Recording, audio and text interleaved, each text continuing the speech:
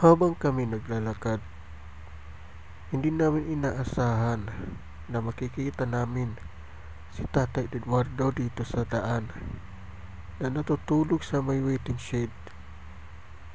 Sa sobrang init ng panahon ay nakatulog si Tatay Eduardo at hindi namin alam kung bakit, anong rason kung bakit siya bumalik sa pagiging taong grasa.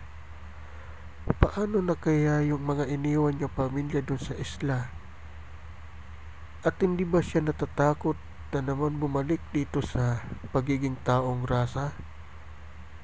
Hindi natin alam kung anong dahilan kung bakit siya bumalik. Kaya tara, itanong natin kung bakit siya bumalik, si Tata Eduardo, sa pagiging taong grasa.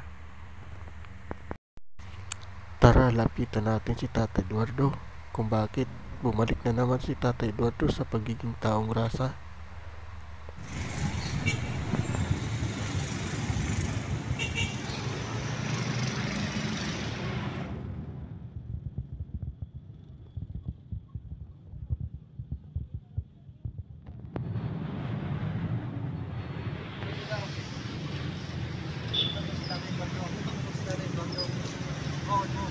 Saya Tatay Eduardo. Tatay Eduardo. Kamusta? Saan ka ngayon natutulog, Tatay Eduardo? Ha?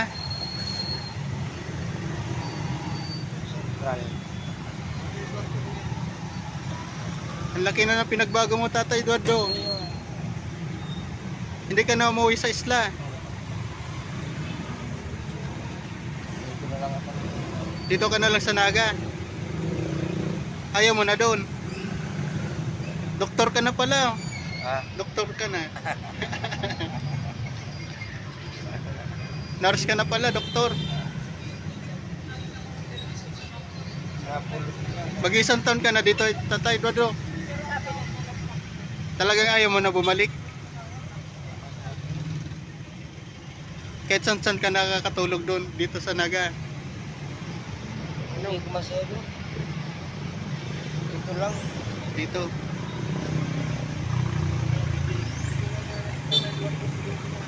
Ha? Ayaw mo na sa Sibanban, Tatay Eduardo? Hindi mo na mimiss yung mga kamag-anak mo doon?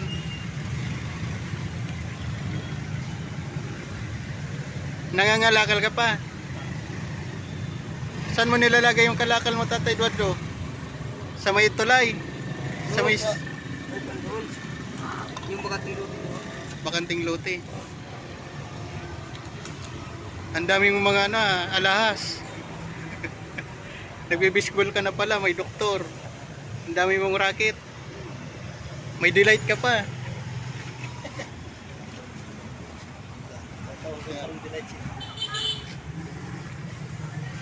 Kumain ka na, Tatay Eduardo? Hindi na, hindi ka pa kumakain. Wala po. Anong ulam mo? Wala. Wala.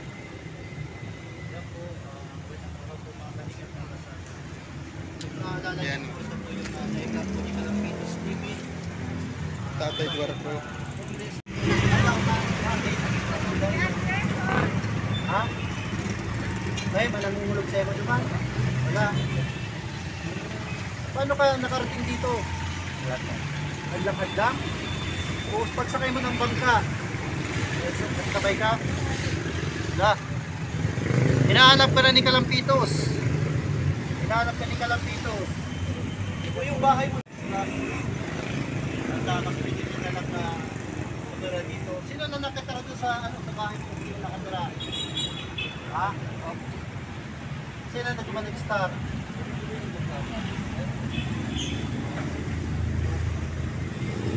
Kaya kung bumalik po sa kaya bigyan na lang natin yung guys mating Manila. Ayun o. Ayan, pasensyahan mo na, Tay Eduardo. Mag-inom ka na muna kani. Pampakusog. Malipot yan. Ano? Yan po. Paninda po nating delight. Ano natin. Habang natitinda po ako rito, nakita ko po si tay. Sige tayo, bye-bye. Mag-iingat, ano. Ingat.